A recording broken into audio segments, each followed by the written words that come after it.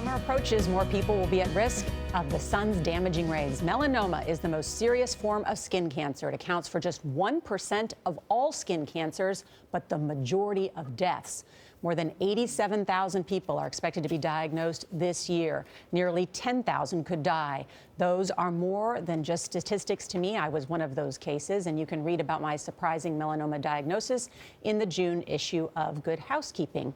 Early detection made all the difference. And my dermatologist is Dr. Elizabeth Hale, a clinical associate director of dermatology at NYU Langone Medical Center here in New York. Doctor, thank you.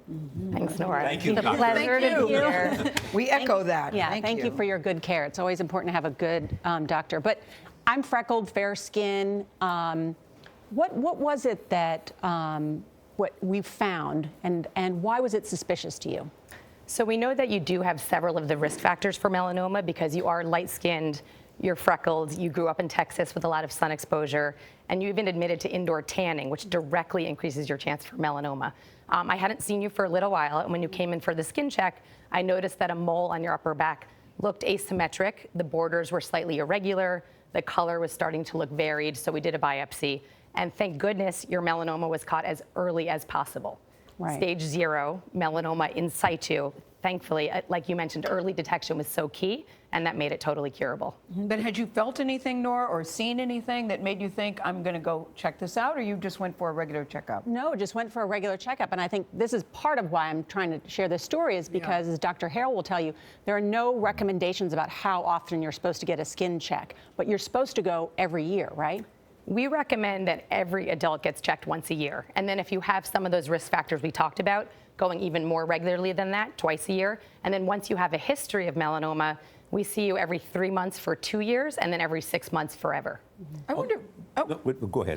No, I wonder if people realize how serious this is, because when Norah and I were talking this morning, just to hear more people get this, the skin cancer compared to smoking and lung cancer from tanning. I was astounded by that. Exactly. So tanning is directly carcinogenic.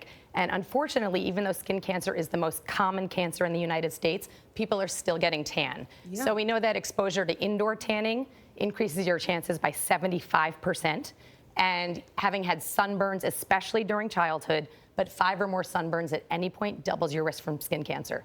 So like you mentioned, tanning is more directly related now to skin cancer than smoking is to lung cancer. And so if you're going out in the sun, what do you do? Yeah. So first of all, every day, even when you don't think you're going in the sun, you should apply a broad spectrum sunscreen, SPF 30 or higher. And if you're going to be out in the sun, in addition to sunscreen, you try to stay in the shade when possible. You keep a hat. Sun protective clothing has gotten very big. I use that myself. Sunglasses, and try to just avoid peak sunlight.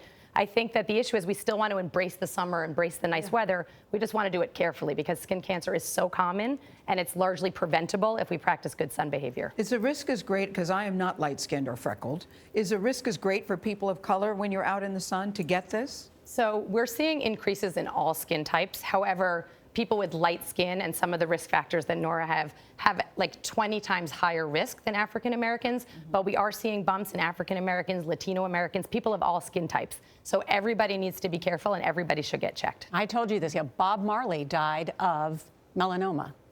I did not Of his toe. Of his toe. At Of age his 37. So it shows that anyone can get skin cancer, and that's why you should get checked, because people they can't look at their back and they can't look at their toes. So everybody should get an annual skin check. And you don't feel it. Yeah. Right. Feel it. Thank you again, Dr. Hale. It's a pleasure to be here, Norah. Really important information. And you can find a link to my story in Good Housekeeping on our website, cbsthismorning.com.